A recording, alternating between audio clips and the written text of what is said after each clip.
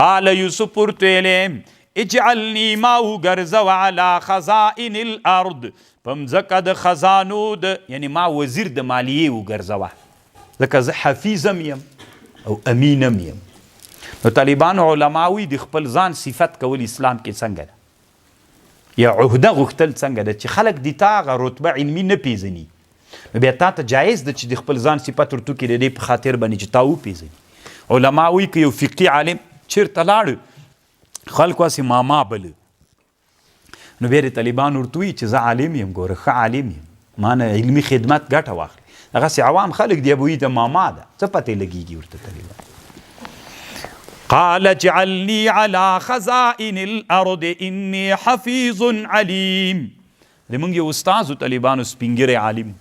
د پکتیا اوس وفات سوی الله دې وبخي ډېر ښه سړی و. بله ورځ مې چې درته یاد وي یو مدرسې ته لاړم اوس د امارت هغه غټ سړی د طالبان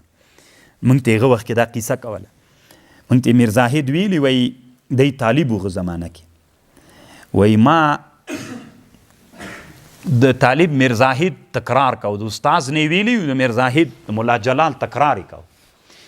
د دغه سپینګیري عالم دا سوخه داسې وه طالبانو لکه ملا بیخي داسې نه ښکارېده. وی چې راغلم وی طالبانو تکرار کو د مدرسې ته راغلم وی چې راغلم نو وی ما ته وی زه ورته کېناستلم د دوی تکرار ته کېناستم او د میر زاهد داسې زده و که نه د مولا جلال و میر زاهد چې سم وی چې ورته کېناستم وی د ما باندې غږ وکړ نو چې بابا ته په دې شیانو نه پوهېږې ته څه کې دلته کښېنې ما ورته ویل خیر ده دغسې طالب جانه داسې امي ورسره وغږېدم چې خیر ده بس زه به دې تاسې په دې هغه کې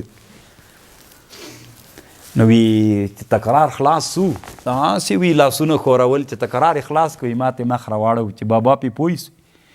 ما ورته ویلي چې پلانکی ځای څنګه و یو ورېږدېدو چې دا څه بلا ده وی طالبانو لږ مې داسې ورغه بیخي مې حیرانه کوي راجیک سو چې ډېر بد مې کړي ما ونه پېژندلې نو کله کله به طالبانو چې خلک د ماما ګمان در باندې کوي باید ځان خلکو ته ور وپېژني. قال اجعلني على خزائن الارض اني حفيظ عليم. زه یو ورځ موټر کې ناست وم یو زموږ شهید مولي صاحب ورور مو شهید سوی یو دی یو بل مجاهد و هغه اوس نسته د الله پاک دې رحم ورباني کې دواړو باندې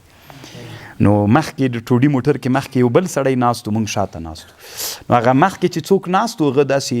خبرې ډېرې کولې چې موږ ویل دومره ډېر اوږد مزل ده څه کوي سړی اوس موږ ته یې خبرې تقریر راته شروع کړي ما یې وړه خبره ور وکړله نو داسې مخ راواړو ما خولۍ په سر و مخ یې راواړو د هغوی دواړو ما نه ګیرې غټې وې چې مخ یې راواړو نو ما ته یې نه کتل هغوی ته کتل یعنې دا معنا چې ته خو نه غږېږي هغوی غږېږي نو بیا چې څه سو د خو ما زړه سره مې مه ورته وایه بیا به رانه غیر اختیاري یوه خبر وسو چې لږ موټر مخ ته لاړو بس ودرېدې وي ما څه بد کړي دي اصلي علما تاسې دا دلته مخکې ولا که بیخي مخکې سیټ کې کښېنم ورته مې موږ د مخکې سیټ شوقیان نه یو د سوارلۍ کې راتلل وي نه قسم د کوسي دومره کلک سو سړی کښېنه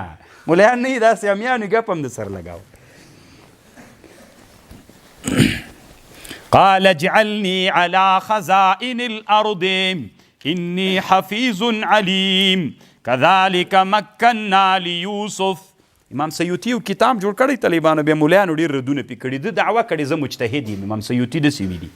بیا علماو ردونه پې کړي ده بیا بیرته په مقابل کې کتاب جوړ کړی الصواعق على النواعق. نعیق خو پېژنئ که نه نعیق د چا آواز ده الصواعق بمونه په نواعقو باندې بیا همدا آیات هم دلیل چې تا ولې داسې ویلي چې زه عالم یم دومره دلایل یې راوړي دي کتاب کې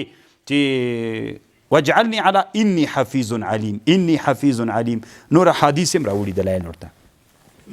وكذلك مكنا ليوسف في الارض يتبوأ منها همداسې مو قدرت ورک یوسف ته په مځکه کې يتبوأ منها حيث يشاء نصيب برحمتنا من نشاء ولا نضيع اجر المحسنين ولأجر الآخرة خير للذين آمنوا وكانوا يتقون.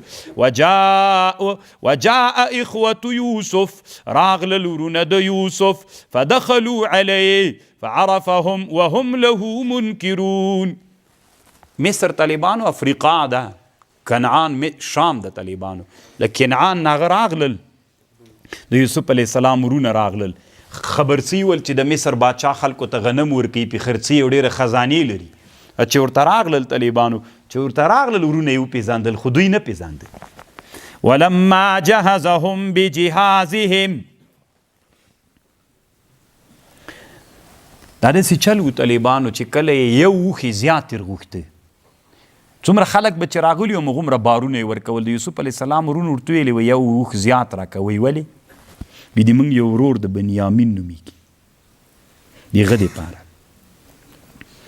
نو ده په عبري خبرې ورسره وکړلې. مصر کې خو بله ژبه وله، او د شام د کنعان د خلکو په عبري ژبه خبرې کول. یوسف علیه السلام چې په عبري خبرې ورسره وکړې، دوی طالبانو ډېر خوند ورک. بیا یې ورته ویلې وي موږ کوچان یو سخت، دا د یوسف علیه السلام ورونو ورته ویلې وي موږ کوچان یو سخت تکلیف سوي یو، او موږ د یو پلار ورونه یو، او پلار مو ډېر سپین ږیره د یعقوب نومېږي. موږ 12 ورونه ولو، یو رانه هلاک سوی ده او 10 پاتې دي. یو ورور مو ورک ده او یو بل موږ سره شته چې هغه باندې پلار د هغه ورک سوي زوی تسلا پې کوي، موږ سره یې نه ده راپرېښی، نو هغه دپاره موږ ته راکړه. بیا ورته ویلې چې صحیح ده، هغې ورته ورکړه. یوه خبر دلته دام د طالبانو په دوی وي دا تهمت ولګو چې تاسو جاسوسان یئ، دلته راغلي یئ مصر ته د ما حکومت ته، نو ما سره به یو نفر دلته پرېږده یا د دې په خاطر باندې چې هغه بل رور راولي پې باندې. بیا دا روح الماني ډېر هغه نه ده کړې. فلما جهزهم بجهازهم، کله چې برابر کړل دوی ته ادي دوی بارونه، قال اتوني باخ لكم، راولي ماتم ورور من ابيكم، الا ترون اني اوفي الكيل وانا خير المنزلين. بیا ورته ویلې چې سیده تاسې لاړ سئ، خو په دې شرط چې بیرته به او بل رور راولئ. بیا ورته ویلې چې تاسې ټول نه پرېږدم، بل رور به مو راولئ ماته، یو نفر به تاسې ما سره دلته کېنوئ. نو بیا هغه طالبانو یا شمعون د دوی ورور هغه یې پکې کېنو، یا کومبل یو مختار کې چې اختلاف ته پکې، یا بیخي دا صحیح نه ده. لا فإن لم تأتوني به فلا كيل لكم عندي ولا تقربون، او کرامو نه وس نه بیا نور کیل در کوم نه به ماته نږدې کېږئ. قال سنراود عنه ابا، منگ بچلو کو لپلار سره په باره د بنیامین کې، و انا لفاعلون، دا کار مونږ کوو.